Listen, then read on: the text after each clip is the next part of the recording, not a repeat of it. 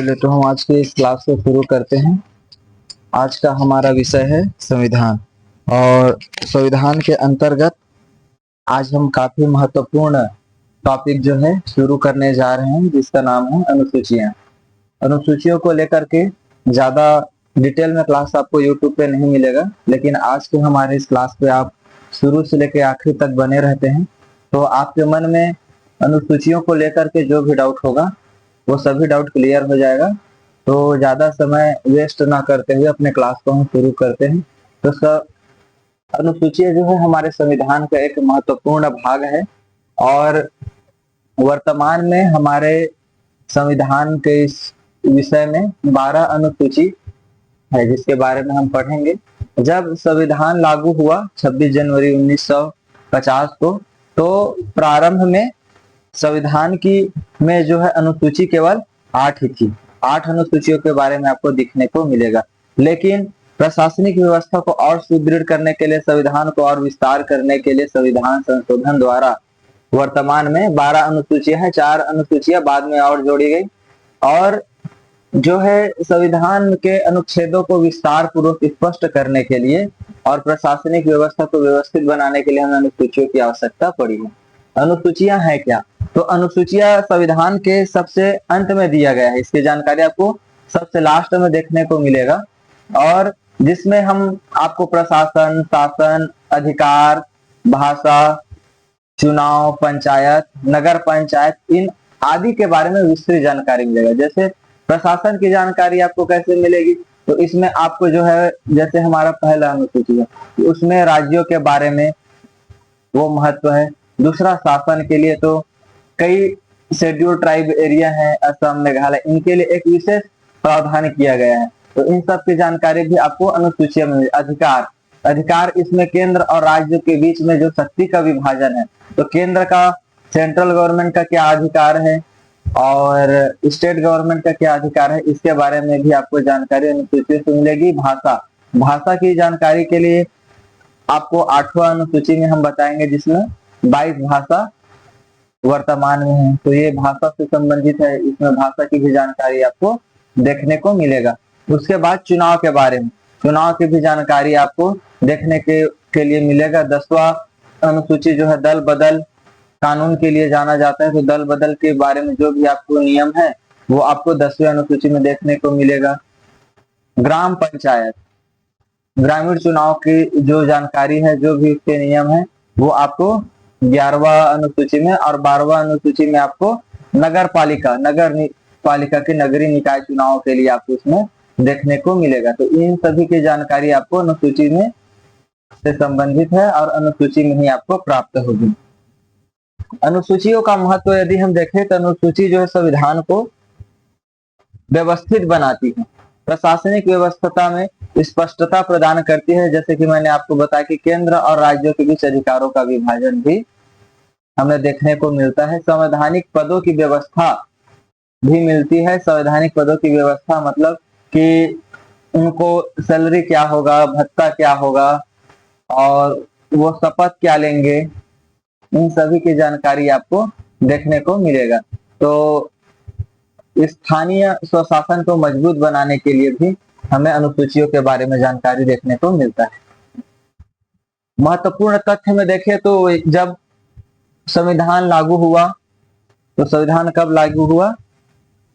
ये 26 जनवरी 1950 में देश में संविधान लागू हुआ। तब 8 अनुसूचियां थी जो यहाँ पे मेंशन किया गया है, लेकिन संविधान संशोधन के द्वारा वर्तमान में 12 अनुसूचियां, और आज के हमारे इस क्लास में हम कंप्लीट 12 अनुसूचियों के बारे में विस्तार पूर्वक देखेंगे। तो आप आखिर तक बने रहिए, आपको पूर्ण रूप से हम आश्वस्त करेंगे कि जो भी अनुसूची 1 से लेके अनुसूची 12 तक की सभी जानकारी आपको प्रदान करेंगे। अगर आप इस क्लास में बने रहेंगे तो कोई भी चीज छूटेगा नहीं आपका।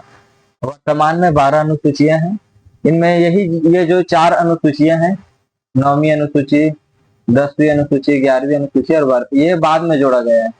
प्रारंभ में केवल 8 अनुसूचियां था और अब वर्तमान समय में 12 अनुसूचियां हैं। तो हम अपने पहले अनुसूची के बारे में देखते हैं। पहले अनुसूची जो है कहा जाए तो संविधान के भाग 1 से संबंधित है। भाग 1 में किसके बारे में है? तो भाग 1 में हम देखें तो राज्यों के नाम और राज्यों के नाम एवं कह सकते हैं राज्य क्षेत्र की जानकारी आपको देखने को मिलेगा। और क्या मिलेगा? संघ राज्य यूटी का, यूटी यूनियन टेरिटरी के क्षेत्रों के बारे में आपको जानकारी इसमें मिलेगा। और मिलेगा उनकी सीमाएं, कहा जाए तो संघ राज्य के सीमाएं, उनके क्षेत्रों के बारे में, तो उनके सीमाओं के बारे में आपको जानकारी इस अनुसूची में देखने को मिलेगा। इससे यदि हम कहें तो जो अनुसूचियों में एक और सबसे ज्यादा महत्वपूर्ण हो जाता है तो वो हो जाता है क्या? संबंधित अनुच्छेद। तो अनुच्छेद में अनुच्छेद 1 से लेकर के 4 अनुच्छेद तक अनुसूची प्रथम से संबंधित है। और ये 1 से 4 जो अनुच्छेद हैं ये किसके अंतर्गत आते हैं? तो भाग 1 के अंतर्गत आते हैं। तो ये इसके बारे में आपको कंप्लीट जानकारी ये अनुसूची प्रथम के लिए, अनुसूची प्रथम के लिए यदि हम देखें तो राज्यों के राज्य क्षेत्र, उनके सभी विशेष जानकारी के बारे में आपको इसमें देखने को मिलेगा। तो अगर हम इसको विस्तार पूर्वक देखते जाएं तो अनुसूची राज्यों के नाम, संघ एवं केंद्र शासित प्रदेशों के नाम के बारे में आपको सारी जानकारियां देखने को मिल जाती हैं।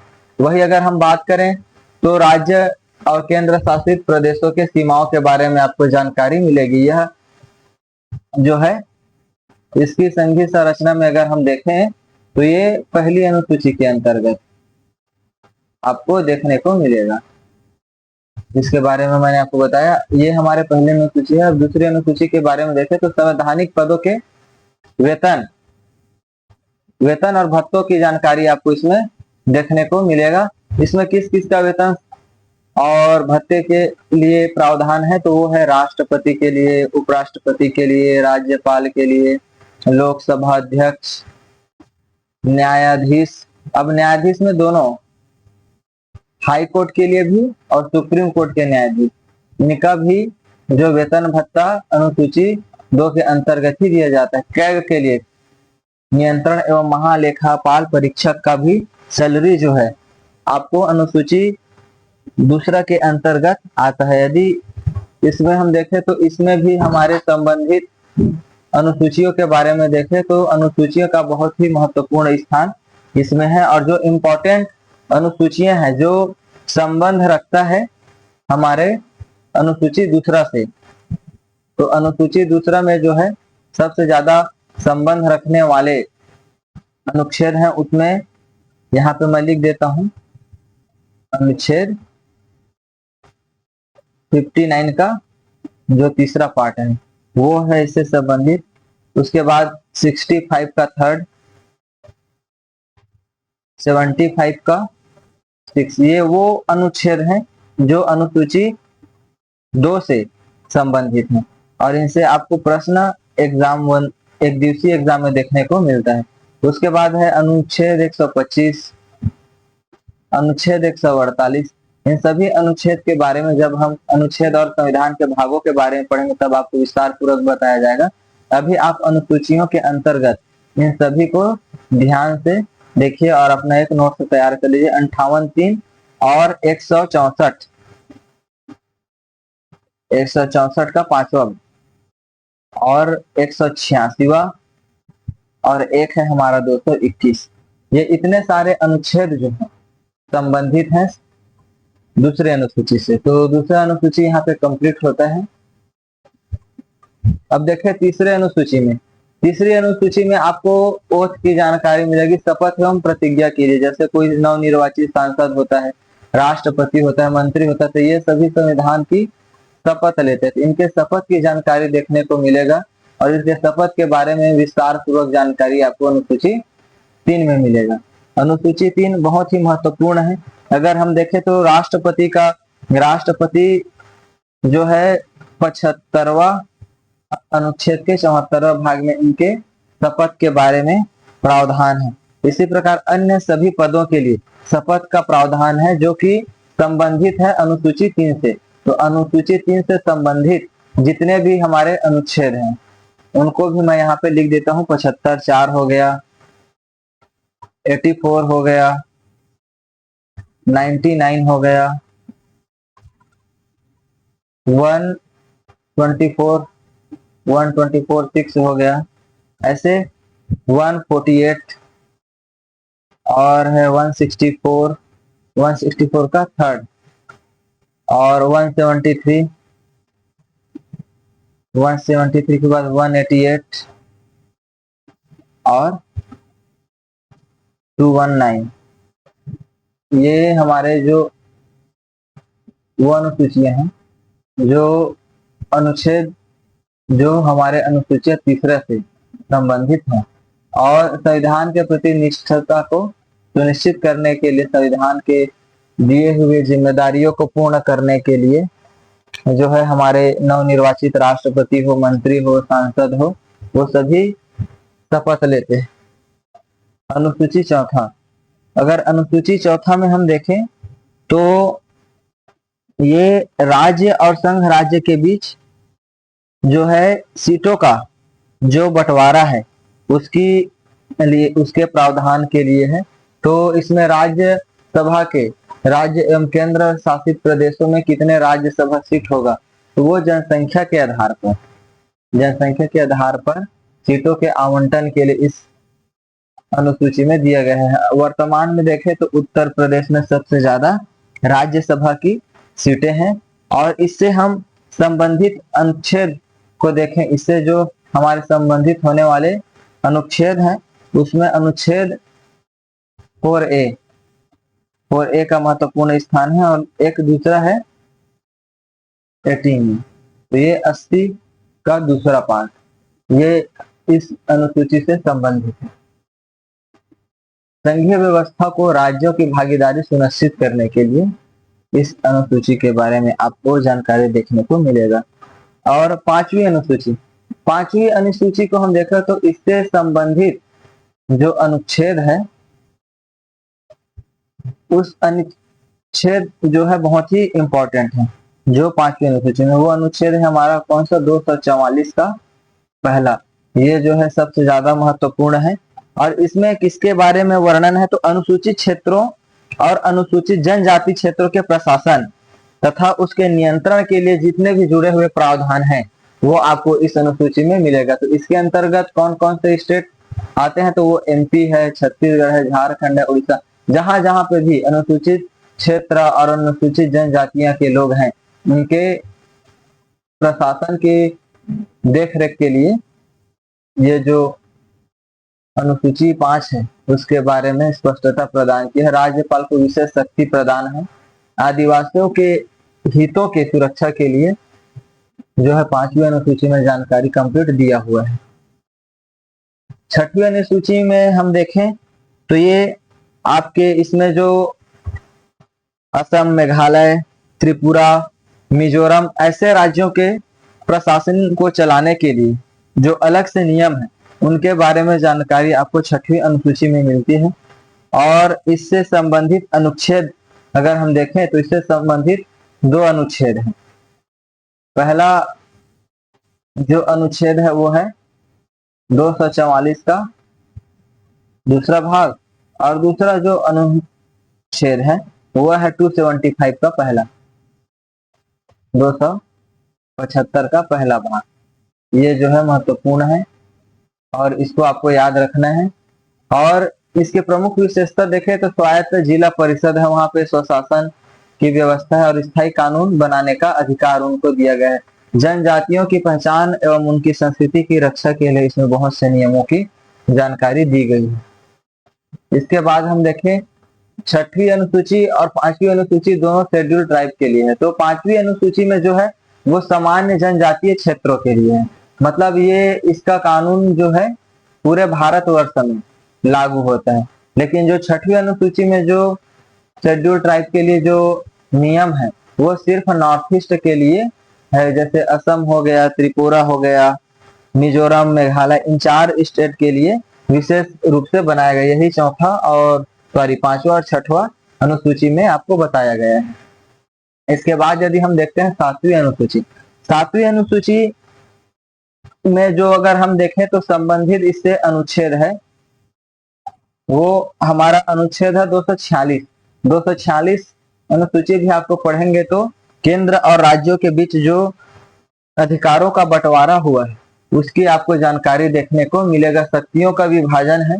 3 सूचियां में बांटा गया है। पहला जो है संघ सूची है, दूसरा राज्य सूची और तीसरा जो है समवर्ती सूची। इस 3 प्रकार के संघ सूची के अंतर्गत कुछ विषय आते हैं, कुछ विषय समवर्ती सूची के अंतर्गत आते हैं और कुछ विषय जो है राज्य सूची के अंतर्गत आता है। जैसे नेशनल सिक्योरिटी का हो गया, विदेश नीति, रेलवे, ये सभी जो है संघ सूची के अंतर्गत आता है। राज्य सूची के अंतर्गत पुलिस, कृषि और स्वास्थ्य, ये सभी आते हैं। समवर्ती में शिक्षा, वन, विवाह के लिए कानून, ये सभी आते हैं। और अगर देखा जाए तो बहुत सारे इसमें नए नए नियमों को भी समय समय पर जोड़ा जाता है। इसमें यदि हम देखें तो एक महत्वपूर्ण जो बात है वो मूल संविधान में इन सूचियों में अगर हम देखें तो संघ सूची में, यहीं पे लिख देता हूं, संघ सूची में जब संविधान लागू हुआ तब 97 विभाग थे और राज्य सूची में 61 और समवर्ती सूची में 47। लेकिन वर्तमान में देखा जाए तो संघ सूची के अंतर्गत 100 विभाग को और राज्य सूची के अंतर्गत देखें तो ये जो पहले 66 था ये अब 61 हो गया है और ये जो पहले 47 था समवर्ती सूची को और बढ़ा करके 52 कर दिया गया है। ये जो जानकारी है वो महत्वपूर्ण था, तो इसको आप याद रखेंगे। ये 8वीं अनुसूची है। 8वीं अनुसूची में भाषा की जानकारी दी गई है आपको। तो भाषा जो है बहुत ही महत्वपूर्ण होता है। तो भाषा के बारे में जैसे हम देखें तो इसमें जब लागू हुआ संविधान तो इसमें केवल 14 ही भाषा थी, लेकिन वर्तमान में इसमें 22 भाषाएं हैं। और संबंधित अनुच्छेद के बारे में बात करें तो इससे संबंधित जो अनुच्छेद हैं वो है अनुच्छेद 344 ए और एक दूसरा है अनुच्छेद 351। इनके बारे में आपको जानकारी मिलेगी। संविधान द्वारा मान्यता प्राप्त भाषाओं को इस सूची में रखा गया है। वर्तमान में देखें तो इस सूची में केवल 22 भाषाएं हैं और पहले जो है मूल संविधान में इसमें 14 भाषा थी। तो हम अगर उन 22 भाषाओं को देखें तो सबसे पहले इसमें अगर देखें तो पहला था असमिया। असमिया हो गया। उसके बाद दूसरा भाषा जो था हमारा वो था बांग्ला।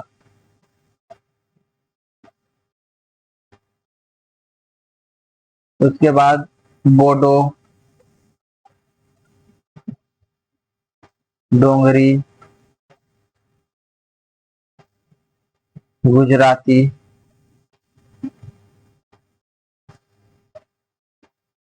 हिंदी। हिंदी भी 8वीं अनुसूची में शामिल है। और इस प्रकार से दक्षिण भारत के भी बहुत सारे भाषाएं शामिल है इसमें। तेलुगु हो गया, तमिल हो गया और नॉर्थ ईस्ट से भी आपको देखने को मिल जाएगा। मैथिली भाषा है, मलयालम है, मणिपुरी, मराठी, नेपाली, उड़िया, पंजाबी, संस्कृत, ये सभी भाषाएं इसमें शामिल हैं। सिंधी भाषा भी 8वीं अनुसूची के अंतर्गत आता है, जो प्रारंभ में नहीं था। 1967 में 21वां संविधान संशोधन द्वारा इस भाषा को जोड़ा गया। कोंकणी और मणिपुरी भाषा, कोंकणी और ये जो है इंपॉर्टेंट है इसे लिख रहा हूं, कोंकणी और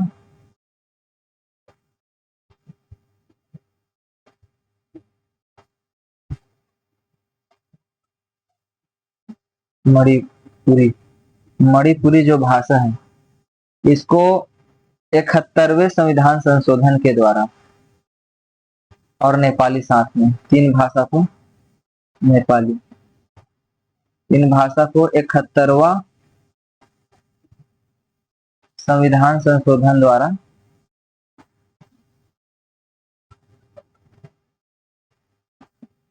द्वारा जोड़ा गया है। ये कब जोड़ा गया? 71वां संविधान संशोधन कब है? तो 1992 में, ये याद रखना। इसके बाद और 4 भाषा जो है बाद में जोड़ा गया। वो 4 भाषा कौन था? तो उसको लिख देता हूं मैं यहाँ, जो अभी लेटेस्ट जोड़ा गया है सबसे पहले, तो इसको मैं यहाँ पे लिख देता हूं। उसमें पहला भाषा है बोडो, बोडो हो गया, डोंगरी हो गया, बोडो डोगरी, बोडो डोगरी और मैथिली एवं संथाली, मैथिली एवं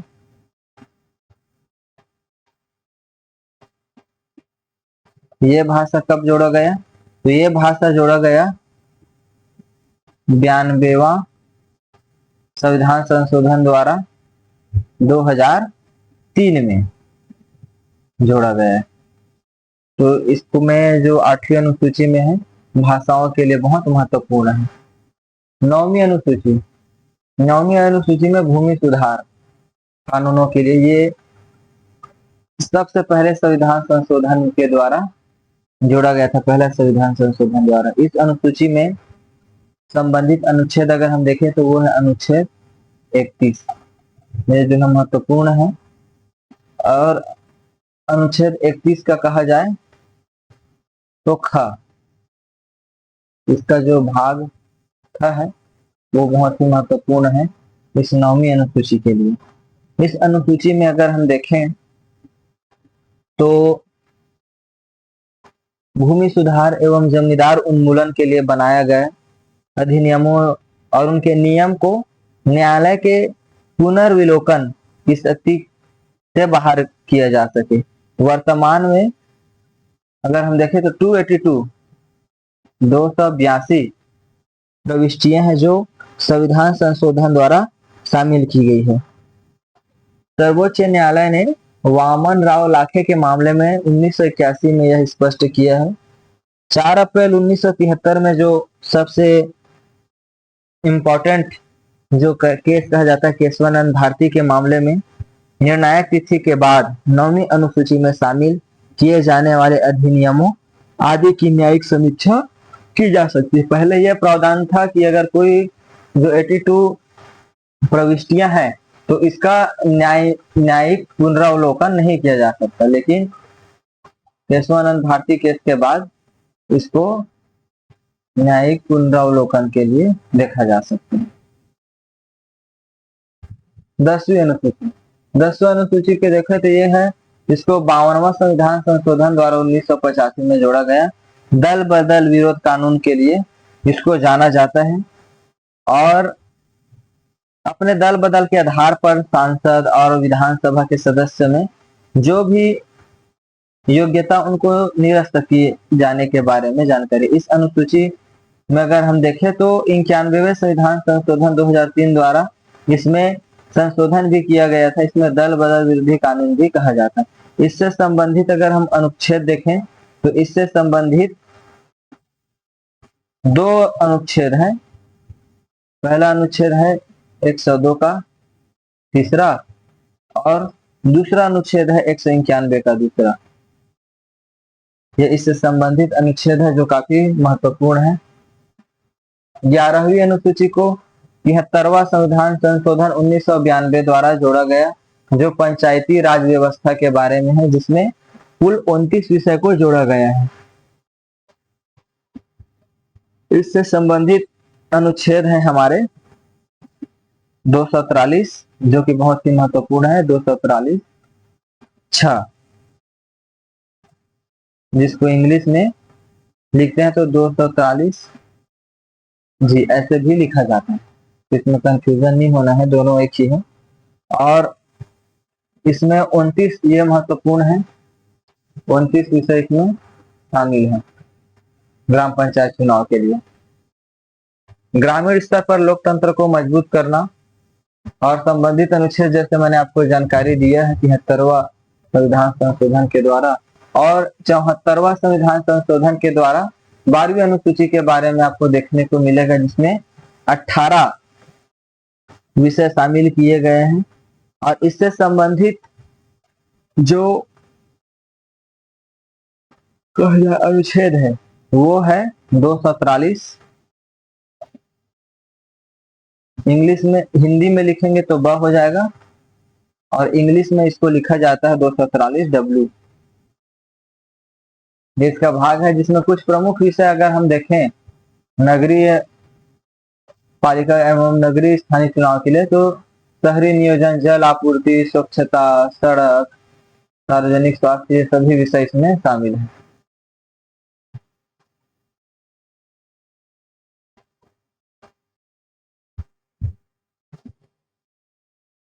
आज अगर हम इस क्लास में देखें तो अगर कोई भी डाउट जैसे रहा होगा तो उसके बारे में आपको देखने को मिलेगा। आज का क्लास हम यहीं पे समाप्त करते हैं।